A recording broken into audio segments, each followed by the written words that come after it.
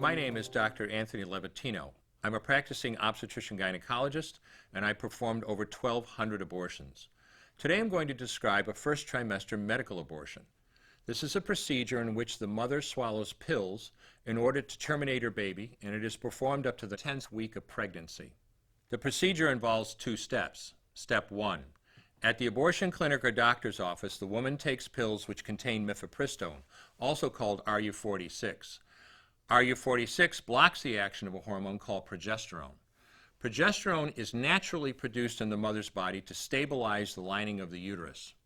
When RU46 blocks progesterone, the lining of the mother's uterus breaks down, cutting off blood and nourishment to the baby, who then dies inside the mother's womb. It is important to note that even after it has been taken, it is possible to reverse the effects of RU46 and save the baby if progesterone is administered. The sooner, the better.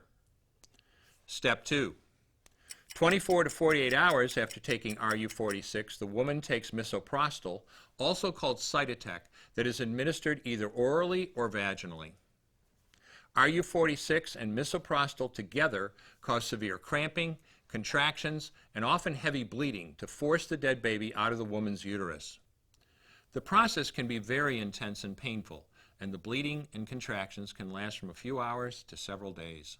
While she could lose her baby anytime and anywhere during this process, the woman will often sit on a toilet as she prepares to expel the child, which she will then flush. She may even see her dead baby within the pregnancy sac. At 9 weeks, for example, the baby will be almost an inch long, and if she looks carefully, she might be able to count the fingers and toes. After she has disposed of her baby, the woman may have bleeding and spotting for several weeks.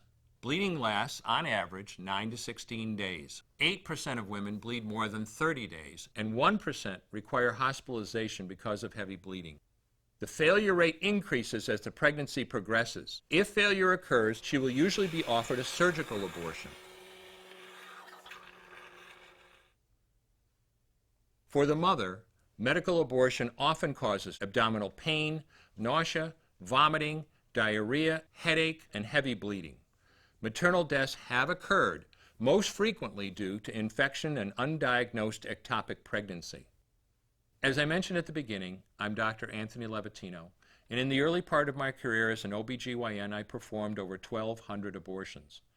One day, after completing one of those abortions, I looked at the remains of a preborn child whose life I had ended, and all I could see was someone's son or daughter. I came to realize that killing a baby at any stage of pregnancy for any reason is wrong. I want you to know today, no matter where you're at or what you've done, you can change. Make a decision today to protect the preborn. Thank you for your time. I will no longer do any more abortions. When you finally figure out that killing a baby that big for money is wrong, that it doesn't take you too long to figure out it doesn't matter if the baby is this big or this big or this big or maybe even this big, it's all the same. And I haven't done any since then, and I never will.